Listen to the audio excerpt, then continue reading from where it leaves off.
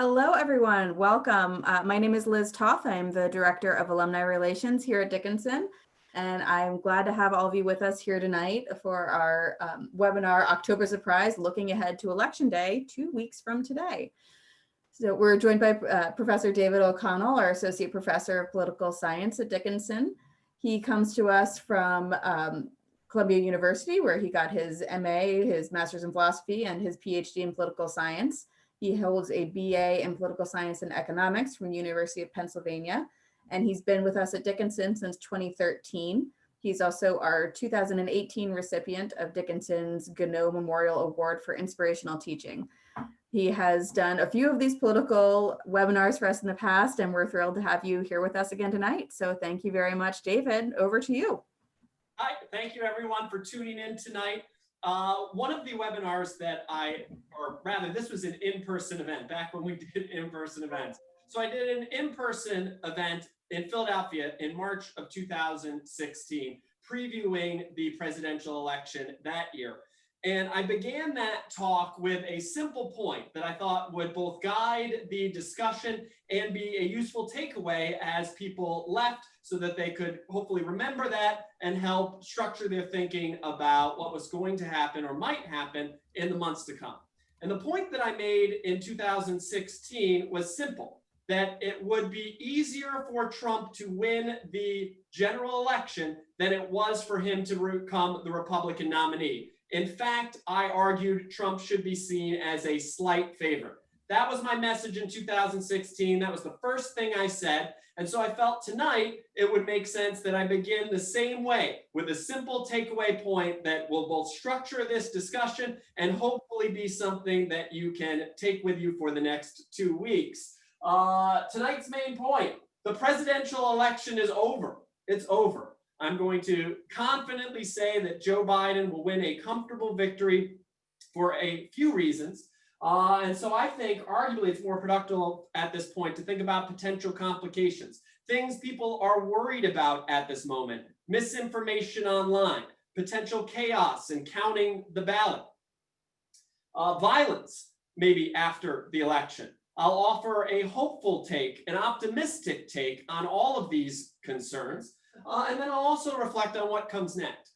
What can we expect from the start of a Biden presidency?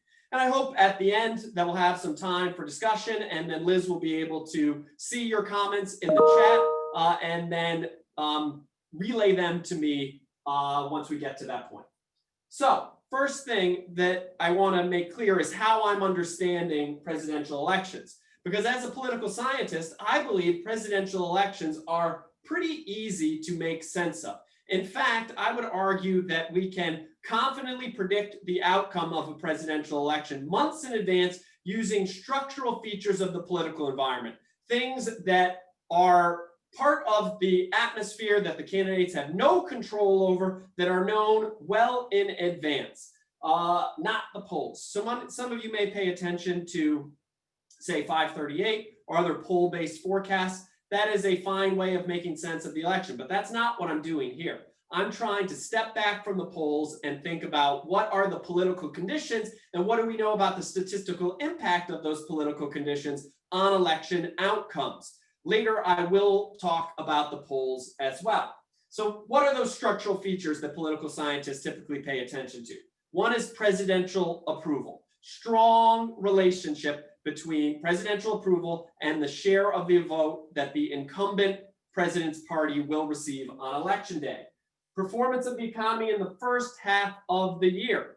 Different scholars are going to measure the performance of the economy different ways. It might be unemployment rate, consumer satisfaction, economic expectations, GDP growth. That's going to be really a matter of preference. But the first half of the year point is more common.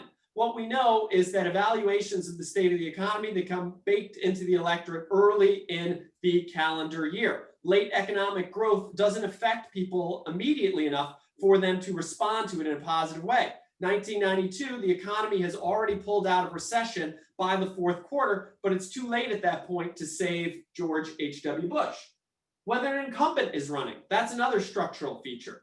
Incumbents generally don't lose re-election. only 3 incumbents have lost their re-election campaigns in the last 90 years. At the same time, if an incumbent is on the ticket, they're going to receive more credit or blame for those economic conditions. Also, we want to know, how long has the incumbent party held the presidency? Because there's just a general restlessness, a time for change dynamic in the American electorate. If you think about the post-war era, you had 8 years of Democrats under Truman, 8 years of Republicans under Eisenhower, 8 years of Democrats under Kennedy and Johnson, 8 years of Republicans under Nixon and Ford, a failed Carter presidency, 12 years of Republicans under Reagan and Bush, 8 years of Democrats under Clinton, 8 years of Republicans under Bush, 8 years of Democrats under Obama. So there definitely is a penalty when the president's party has held the presidency for 2 terms, which leads to maybe a loss of 4% of the vote for the incumbent president's party.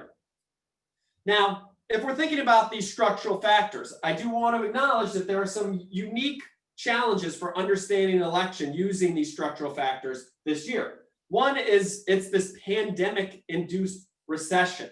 It's kind of black swan event.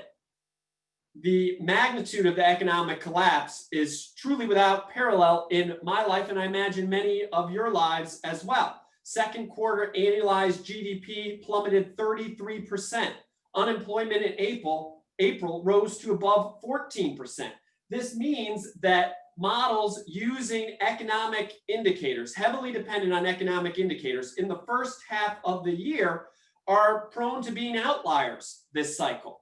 Some economic forecasting models have produced estimates that Trump would receive 35% of the vote, a completely implausible outcome. That means that scholars have had to adjust their statistical models to kind of take this into account, and that means that they may be using some debatable and ultimately incorrect assumptions. Second, increased partisan loyalty among voters is another complicating factor. For all the talk about how Clinton and Trump were the most unpopular major party nominees in history in 2016, an absolutely true fact, ultimately over 90% of Republicans voted for Trump, 90% of Democrats, over 90% of Democrats voted for Clinton. And that's been similar to the performance of partisans voting for their party's candidate in recent elections. This could mean that voters are not willing to swing as much in response to these structural features of the political environment as they would in the past. And then finally, is focusing on the popular vote still the right approach? As you'll see, most political scientists are trying to predict the share of the 2-party vote that each candidate would receive. But since 2000, 2 times, we've seen a split between the popular vote winner and the Electoral College winner. So that has meant that more forecasters this year have tried to predict the Electoral College vote, but there's less of a track record for these models. These scholars have less experience do so, which could be reason to at least temper our expectations. But nonetheless, the argument that I would make is the structural features are so indicative of a Biden win that we still should have confidence that that is what is highly probable to occur. So here I put on this table, and I recognize it could be a little difficult to read the text. It's a little smaller by virtue of the amount of information that I needed to include on the slide, but I can walk you through it. These are the 11 published forecasting models that top political scientists have released just this month. And what you see here is that there is a clear consensus that Biden should be the predicted winner. 9 of the 11 models predicting the popular vote say that Biden will win. Note there are 2 outliers. The Lewis, Beck, and Tien model only predicts Trump to get 43.3% of the vote, and the Lockerbie model predicts Trump to get 55% of the vote. If you exclude that, you see that most forecasters are converging around 45, 45, 45, 47, 47, 48, the same area in the mid 40s, maybe tending towards the upper 40s. Note that if you exclude the Lockerbie model as well, the other Trump forecast is basically a toss-up, only expecting Trump to get 50.4% of the 2-party vote. And so only one of these popular vote models confidently predicts a Trump victory.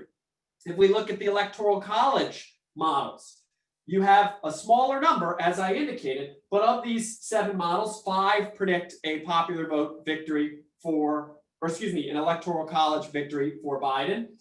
There's one outlier here for Trump, Helmut Nordquist's model, which predicts that he will receive 362 electoral college votes. I wanted to highlight that because that's a really unusual approach. I've talked about the common structural factors that political scientists are using to forecast these outcomes: approval, state of the economy, measures of incumbency. Nordquist takes an entirely different approach. He uses performance in the presidential primaries. And so he's mainly using as the key independent variables relative strength of the candidates in New Hampshire and South Carolina. That model has been right 25 of the last 27 presidential elections, and that model did correctly predict a Trump electoral college victory in 2016. However, it was far too optimistic about the magnitude of Trump's win in the popular vote. And so this model is just very different, and I'm a little personally skeptical of it.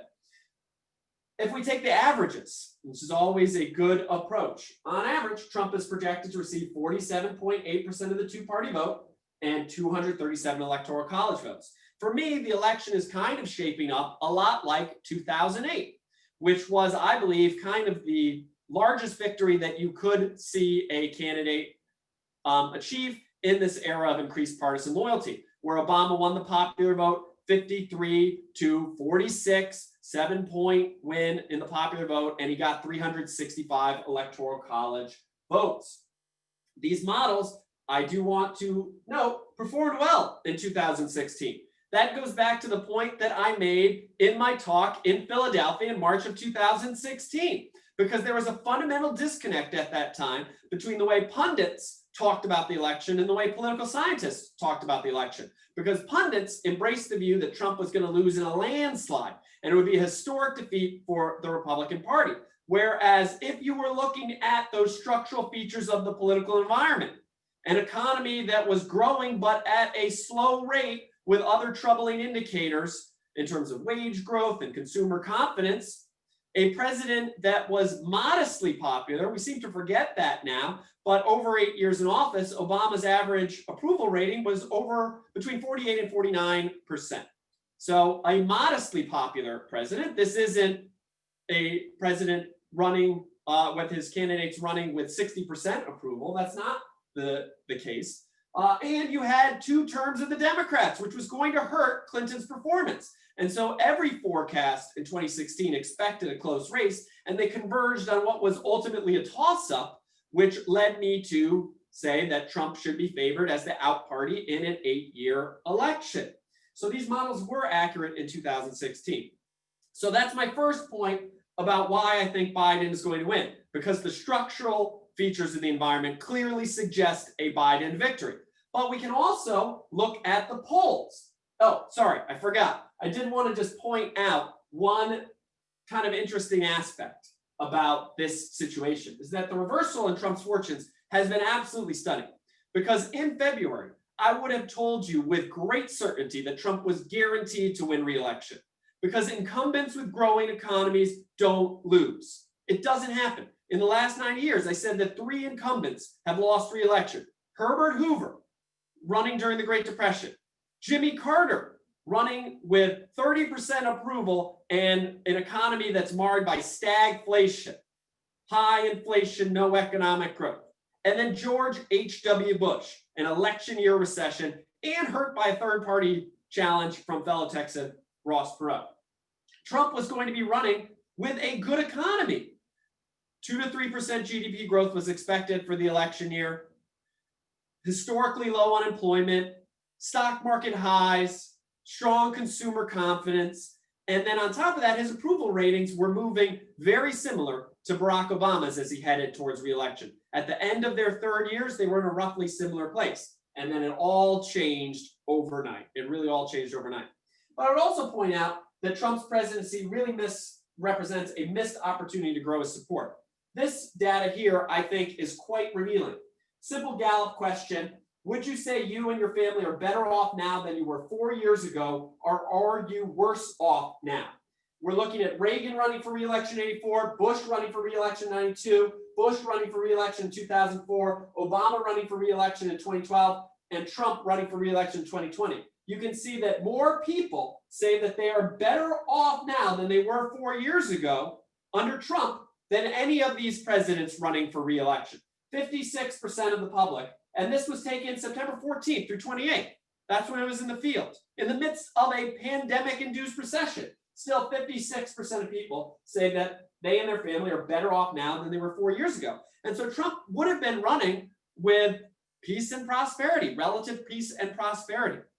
And yet, despite that record, because of the controversial nature of his presidency and the flaws of his leadership, people now are going to vote against him despite feeling that their personal circumstances have improved under his presidency, which is really a kind of stunning indictment of his performance in office.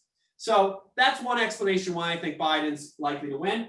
Let's look also at the polls, because you may be saying that the polls could still change towards election day. Indeed, what is the subject of this talk? October surprise, that's the title. Well, I will tell you, there is no such thing. There is no such thing as an October surprise. Polls don't move in the last month of a campaign.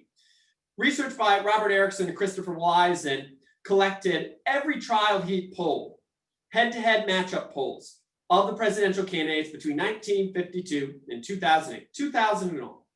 And they're able then to come up with a very fine-tuned measure of how races unfolded over the course of a full election year.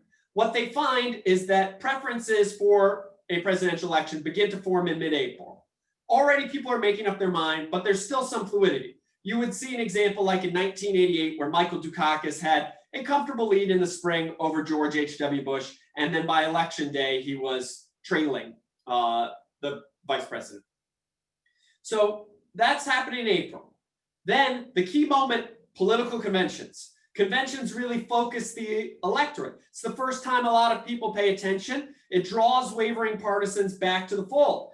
Between 1952 and 2008, in 12 of 15 elections, the trailing party gained support following the political conventions, with an average gain of 5.2%.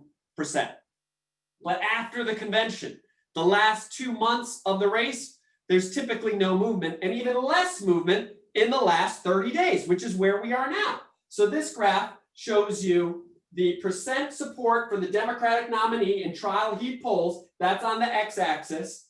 And on the y-axis, the percent of the vote that the Democratic nominee received on election day. Each dot represents a specific election year. This is 30 days out. This is 10 days out. This is 1 day out.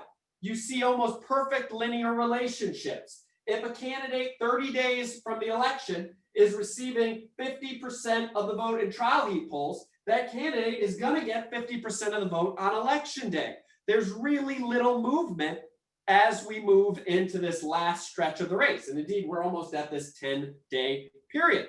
So when you look at the state of the race, as of yesterday, aggregated national polls based on data from October 19th, 2020, you see that right now Biden has, let's say, an 11-point lead. Biden polling about 52.5% of the vote, Trump at 41.8% of the vote. Now, I would expect Trump to regain some support from wavering partisans, but for him to even have a chance of an electoral college popular vote split, he would need to get to 46, 47% of the vote. And that's the kind of change that just doesn't happen in the last few days of a campaign. So people will talk about the impact that the debate will have tomorrow night. Debates have rarely, if ever, mattered to an election outcome.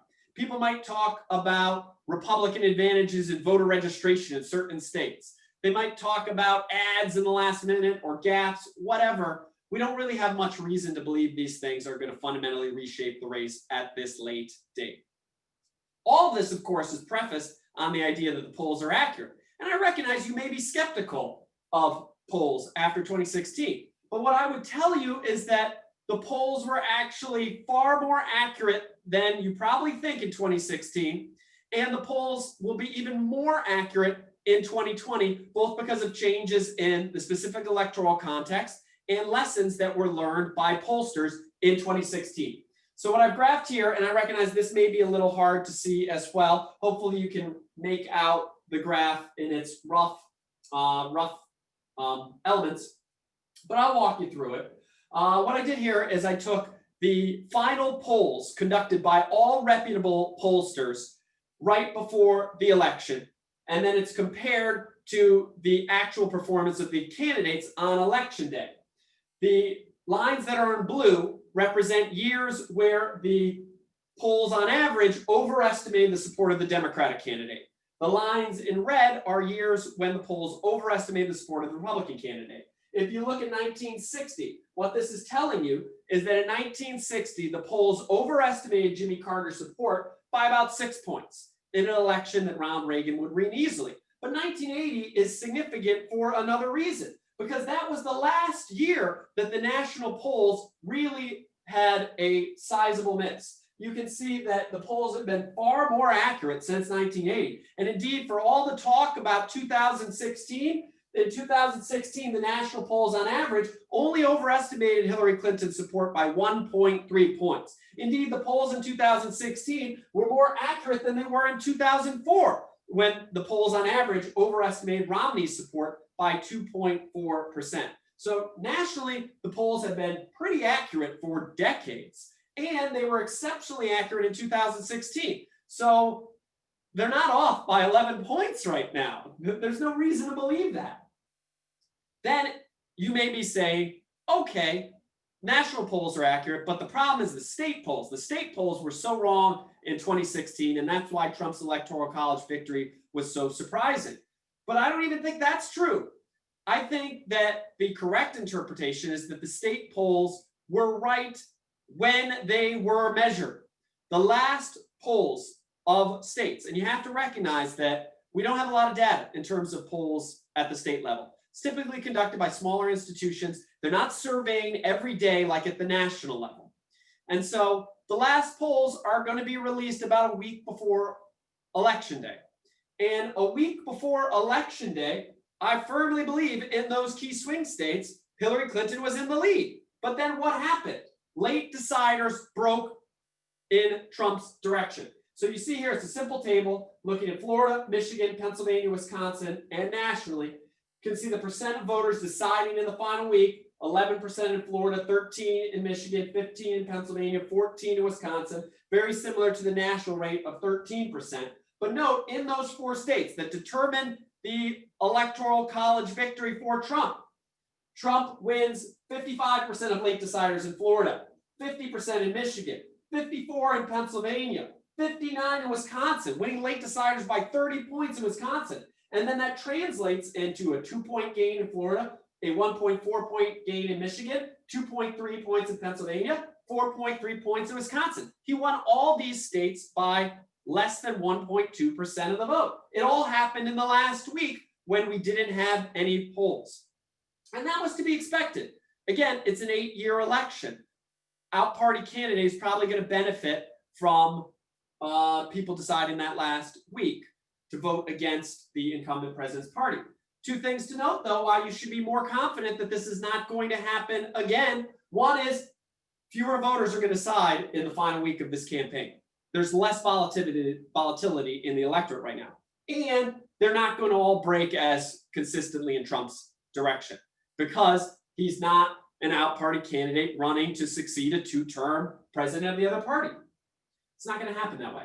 The other thing is, if state polls made a mistake, it's that they didn't accurately appreciate the importance of education. But they really have a reason to do so. So what we have here is a graph showing the Democratic margin in 2012 in the United States, Wisconsin, Pennsylvania, Michigan. Lines move roughly the same way. This relationship is curvilinear. In 2012, Obama easily won voters with a high school education or less. He lost voters with a college degree, and then he easily won voters with postgraduate degrees. Curvilinear relationship.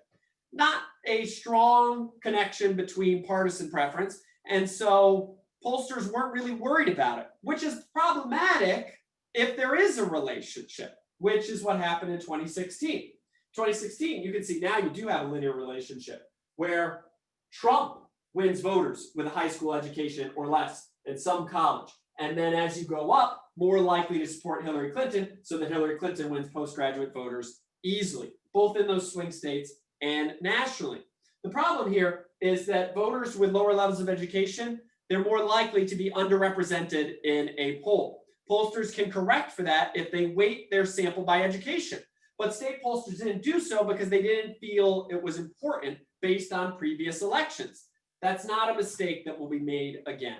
So the state polls are going to be more accurate in 2020 because fewer late deciders, less of a consistent direction in the decisions of those late deciders, and lessons have been learned from 2016 that can be applied in 2020. So for both the structural explanation and the polling-based explanation, that's why I'm coming down on a comfortable Biden victory. As I said then, it's useful to kind of consider some of these other things that people are talking about and concerned about. So one issue that I feel is brought up a lot is misinformation online.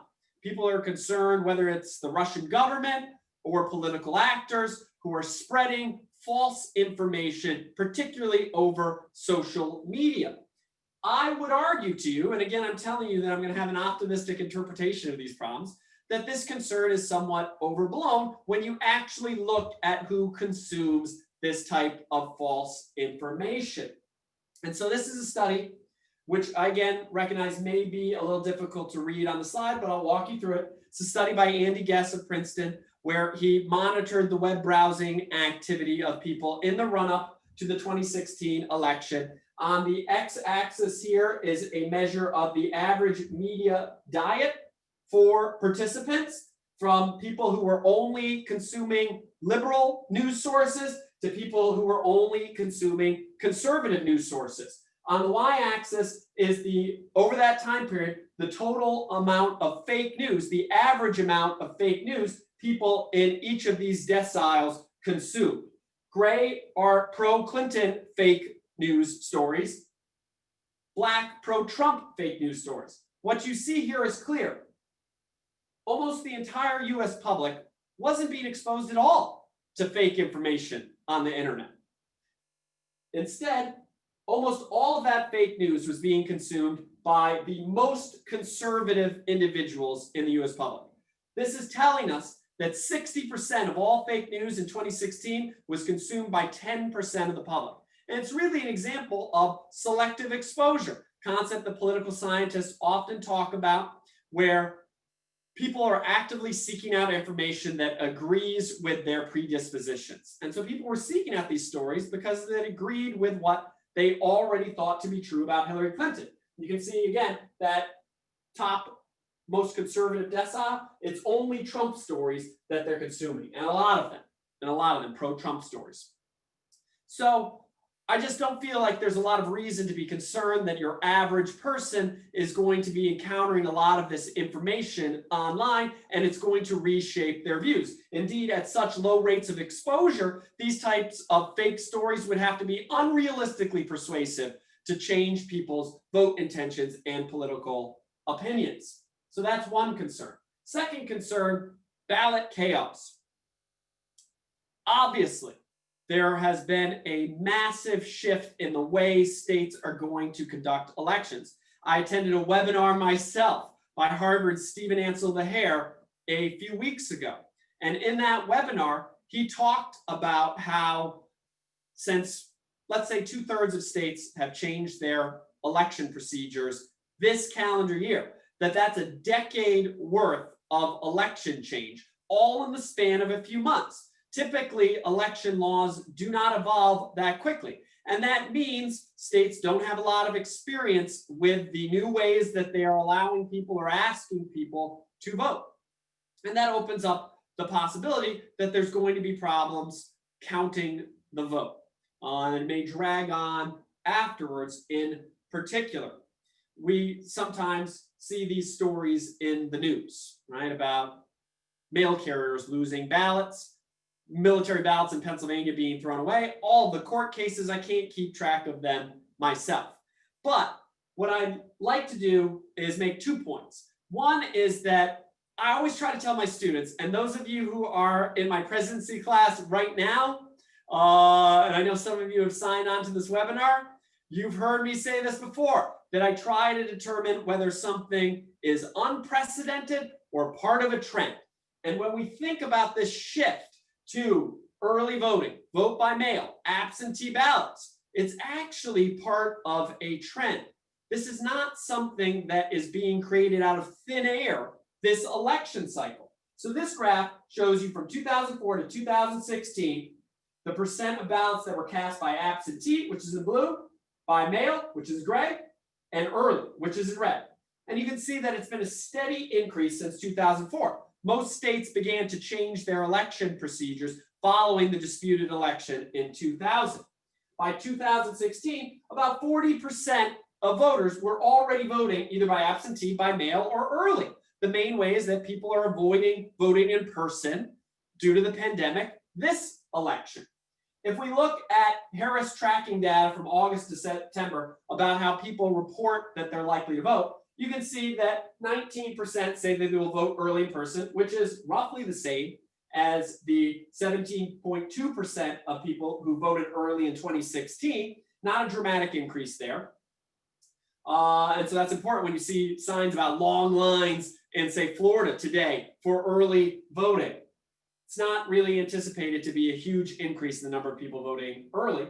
The bigger increase is, of course, voting by mail and absentee ballot. But we're ultimately looking at, say, 60% of people voting using these three mechanisms as opposed to 40%. Now, that's a real big increase. It's more than in past years, but again, it's not going from 0 to 60. It's not going from 0 to 60. And I think overall what troubles me is that when you see those stories about long lines or ballots being thrown away, electoral problems, no one ever stops to ask if these are atypical or representative. And that's because it's not news if an election is carried out responsibly, efficiently, and without problems. And yet, the reality is the US administers elections pretty well. Voting actually is pretty easy for most people, despite these stories. That's what this data shows you. This study was conducted by a team of researchers at Rice University. 2016 election. What they did is they took 19 states, 28 counties, and then in those 28 counties, they randomly selected 30 to 40 polling places. They ultimately then sent observers to those polling places where they tracked individual voters, 10,000 voters in all. They made notes of when they arrived. How long did it take them to check in? How long did it take them to cast a ballot? Did anyone leave the line while they were there? And that's a nationally representative sample that allows you to see that for most people, voting is actually pretty easy. So this graph is the distribution of the number of persons in line. This graph is the check-in time measured in seconds. This graph is the time it takes to vote in seconds. This graph is the number of persons leaving the line while someone was waiting to vote. This is what's called over-dispersed count data, because there are going to be examples of, say, small numbers of people, right? This is a distribution representing the number of people. So small numbers of people where there were a lot of people in line, or the check-in time took a long time. But the peaks of the distribution are at the far left. No one in line, quick to check in, quick to vote, nobody leaving the line. On average, in 2016, voters waited in a 10-person line, took 81 seconds to check in to vote, and they cast their ballot in 3 minutes and 41 seconds. Now, I'm not saying there aren't going to be some problems. I'm sure there are going to be some problems. Again, it's a decade worth of change in 1 year. But I want to emphasize that the performance of America's electoral system is good. And that's to say nothing of electoral fraud. There is no election fraud in the United States of America. Research is consistent on this point. Statistically negligible amounts. So I think you should have faith that America's election authorities can successfully conduct this election, even under these challenging circumstances. Again, I told you this was going to be an optimistic take. Then in terms of unrest afterwards, that's a lot of the discussion as well, that there could be some violent outbursts following the election. There is some concerning data here.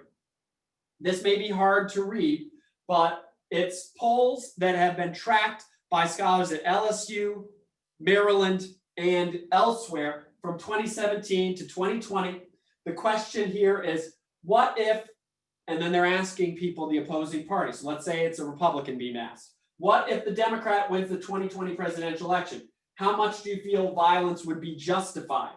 What's being measured is the percent saying at least a little justification or more for violence. You can see since 2017, there has been an upward increase of the acceptability for Democrats and Republicans of violence if their candidate were to lose this presidential election. So that by this year, 23% of Republicans were saying that if the Democrat wins the presidential election, there would be at least a little or more justification for violence. And 28% of Democrats say that if Trump wins the election, there would be at least a little or more justification for violence. Over here, how much do you feel it's justified for your party to use violence in advancing their political goals these days? You can see that 14% of Republicans feel it's justified for their party to use violence in advancing political goals, and 18% of Democrats. Concerning data, I'm not going to say that it's not, but that doesn't mean that all of these individuals are actually going to commit violent acts. And in fact, I think we have a lot of evidence that suggests most people will calmly accept the result of an election, even when their candidate loses. So this study was looking at the 2012 election. It uses internet survey data based on people's self-reported happiness, where people each day were asked whether they were very happy, happy, felt so-so, unhappy, or very unhappy. On the y-axis, it's measuring the percent indicating that they were happy on that day, which is people who are saying they're very happy or happy. On the x-axis is the day running up to the election. So this is 7 days before the election, 6 days before the election, 5 days before the election, and then afterwards, 1 day after, 2 days after, 3 days after, 4 days after. Democrats are the circles, Republicans are the X's. You can see running up to election day, marked here in the dotted line. Both Democrats and Republicans, about 60 to 70% of them were happy running up to the election. 60% of Democrats and Republicans were happy in the run-up to the 2012 election. Then look at the effect of the election, first day after the 2012 election. Note, Democrats, the circles, they're not any happier than they were. Winning an election doesn't make people feel very happy. I think that's interesting to note, that people, Democrats who have been committed to removing Trump from office, they're not going to feel a sense of exhilaration when Biden wins. But Republicans will certainly experience a large drop in their happiness. You can see that the X plummets here. That drop, to put it in perspective, is twice as much of an effect on happiness as people in Boston felt following the Boston Marathon bombings. It's twice as much of an effect on the happiness that parents felt in the aftermath of the school shooting in Sandy Hook, Connecticut. But then if we trace that X, you can see each day Republicans feel better, so that by the fifth day after the election, they're over it. They're back to about 60% happiness. People get over losing an election pretty quickly. That's what overall the data says. And so I kind of feel that what is likely is not violence, but some problems that we've already been seeing. So one is that I think there's been a growing questioning of the legitimacy of election results. So this is a Gallup poll taken, as you can see, November 9th, 2016. Simple question. Now that Donald Trump has been declared the winner and will be inaugurated in January, will you accept him as the legitimate president or not? You can see among Trump voters, 100% of them would accept Trump as the legitimate president right after the election in 2016.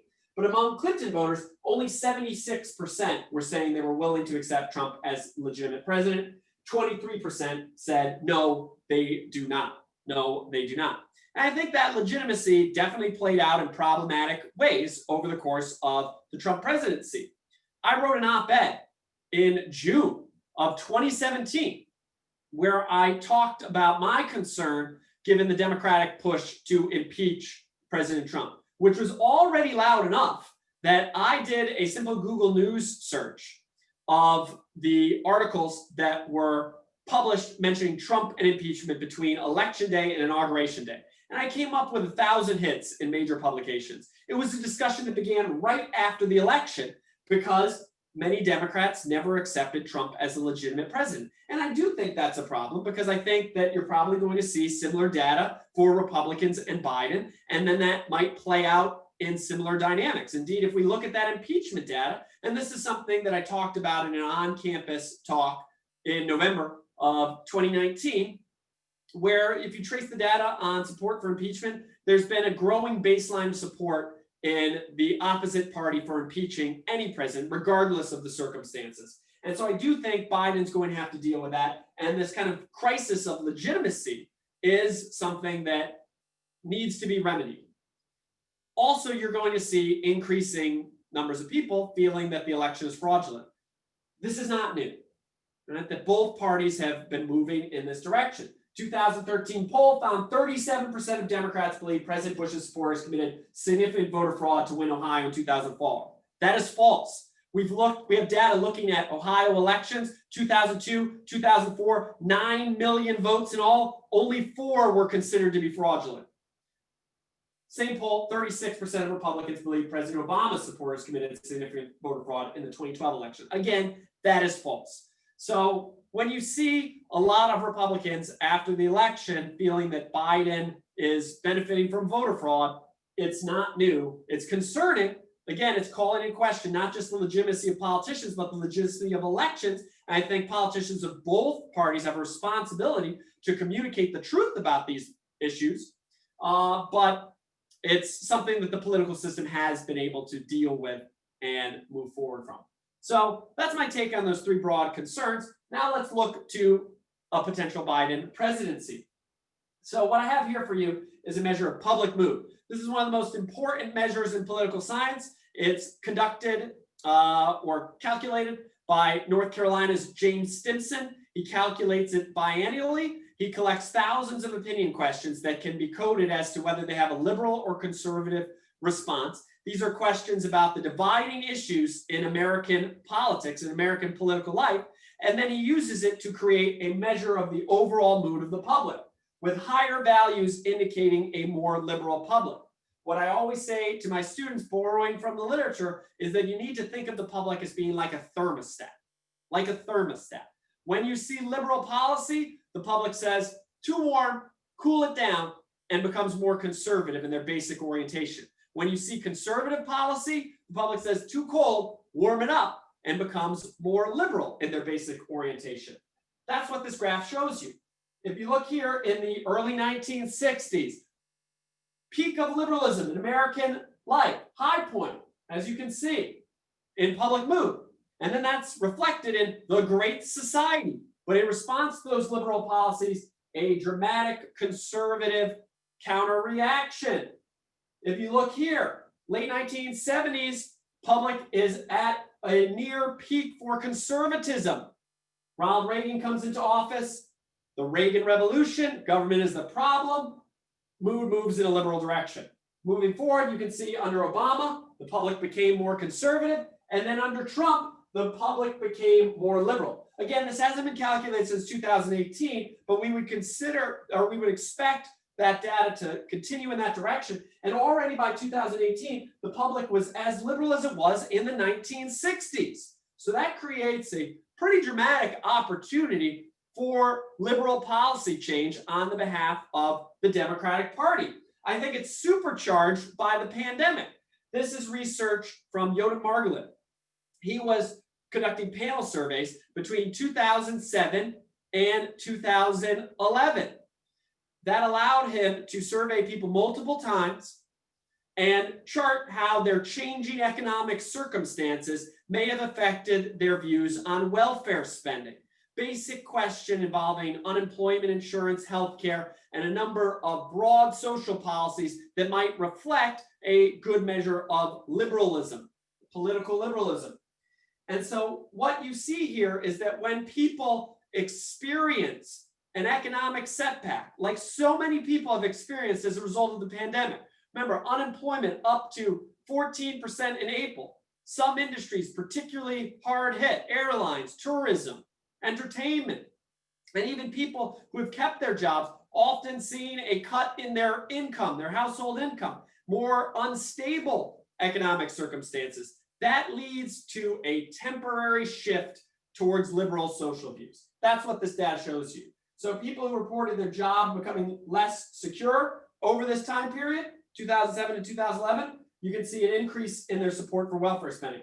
People who lost their job versus people who kept their job, dramatic increase in support for welfare spending. People whose household income dropped, again, increase in support for welfare spending. But note the people who are newly reemployed, their views look pretty similar to people who kept their jobs, which suggests that losing one's job, it doesn't lead to a fundamental transformation in terms of the way people think about politics. It's a temporary change, So together, that creates this kind of unique opportunity where you have a very liberal public with even more of a tendency towards liberal views because of these economic problems. And so I view this as an opportunity for Biden. And of course, some of this is dependent on whether the Democrats retake the Senate or not, but an opportunity for Biden to really push an aggressive policy agenda that would be favorable by the public, favorable to the public. And so again, if we're thinking about 2008 as a parallel, remember when Obama came into office, he did try to push that kind of agenda. It was the Affordable Care Act. It was cap and trade climate legislation. It was consumer protection laws. It was a stimulus plan, bailouts, really kind of committing to a bold agenda. But that window will close rapidly. It will close rapidly. So what I have here is a graph showing the distribution of congressional districts by partisan advantage, 2000 to 2014. I apologize that I didn't have access to the updated data, but I don't think anything has changed because, as you will see, this data has been consistent over this entire time period. Red are Republican-leaning congressional districts. Blue, Democratic-leaning districts. Purple are the competitive districts. What this shows you is that over this entire time period, around 50% of districts lean towards the Republican Party. That's using Cook PVI data, common measure that political scientists and pundits would use. They lean towards the Republican Party. Only about 40% of Democrats or districts lean towards the Democratic Party. And what that means is that the Republicans can win the House of Representatives by simply winning districts that naturally favor their candidates. The Democrats cannot do that. The Democrats need to win in competitive districts and some Republican-leaning districts to win a majority. That's something that I think Speaker Pelosi has recognized throughout her term, that the Democratic majority, it depends not on the squad, right? Not on those very liberal Democrats running in overwhelmingly safe Democratic districts. It depends on people like Abigail Spanberger, Josh Gottheimer, Max Rose, Connor Lamb, Democrats representing Republican-leaning districts. And so that means I think you're going to see some conflict within the Democratic Party over these policy agendas, where not all of the ideas that are being promoted by the left in the Democratic Party are going to be popular with members of Congress. It also means that the Democrats are looking towards a pretty disastrous, I would say, and this is really projecting far in advance because we haven't even had the 2020 election, but pretty disastrous 2020 midterm election. President's party always loses seats in the midterm election, always loses seats in the midterm election. Question is only how many. If you remember, Obama in 2010, similar circumstances, perhaps 63 seat loss. And so all those Democrats right now that would be representing Republican-leaning districts, they're going to be at risk in 2020. And so Biden's congressional majorities will potentially go away, if not be severely curtailed. So that's why I say it's like a 2-year window. And it's not even a 2-year window, because as you get closer to an election, Congress, as you may have noticed, often becomes less productive. So the public will move against these policies, the economy will recover, and that short-term trend towards liberalism will dissipate, and the Democratic majority will be dependent on people in Republican-leaning districts who are likely to lose their seats in 2 years. So anytime you hear someone say after the election that this heralds a new era of Democratic dominance, that's something that I want you to be skeptical of as well. Because what I always say, and my students watching this know this as well, is that American politics, it moves in cycles, 8 to 12-year swings. The data on mood should convince you of that alone. The data on the partisan switch and control of the presidency as well. You've already seen some reasons why I believe that to be true. So that is my bold prediction on what's going to happen in 2 weeks. No October surprise. Title was misleading. Liz, I am happy to, I was planning on leaving about 10 minutes. I almost hit that perfectly, 2 minutes over. I'm happy to answer questions as best that I can. Wonderful, thank you. And for those who are watching, you can send questions to the Q&A or into the chat feature. I'll keep an eye on both. So our first question, do you have any concern about how long election results may take, given how states have different timelines for counting mail-in ballots? Sure. Yeah, that's definitely a potential concern. And I think that was brought to the fore yesterday with the Supreme Court declining to intervene in Pennsylvania and allowing for the late counting of late arriving ballots. And if Pennsylvania turns out to be important in the Electoral College, then that could hold up the result of the election. But ultimately, I feel it's likely not going to be that close, where we should have a pretty clear idea of the winner on election night. Okay. Do you think the Democrats will flip the Senate? If so, or if not, which races will it come to? Yeah, that's a really good question. And all politics are local. And some senators, even if national tides are not favorable towards the Republican Party, they will be able to hold their seats. So right now, the Democrats are already down 1 seat because Doug Jones is a dead man walking. Tommy Tuberville will win that race. So already the Democrats have lost 1 seat and have an additional seat that they need to pick up. There's a couple of opportunities where I think the Democrats are looking particularly well. Arizona is one of them. Martha McSally's not even particularly popular with Republicans. Mark Kelly's had sizable leads all election cycle. I think that looks good for the Democrats. Colorado is another good pickup opportunity, it looks like now. But the rest, they're all toss-ups. North Carolina could go either way. Maine could go either way. The idea that the Democrats are going to win in South Carolina against Lindsey Graham, I find that a little hard to believe. Georgia as well, I find that a little hard to believe, particularly when we talk about partisan loyalty in elections. So it's going to be tough. It's definitely going to be tough. And if the Democrats do pull out a Senate majority, I wouldn't expect it to be a comfortable one, which means they're still going to have to really be cognizant of the opinion of people like Joe Manchin, Kirsten Sinema, others who are not always in alignment with what the National Party wants. If Trump doesn't win, do you predict that he will contest the results in the courts?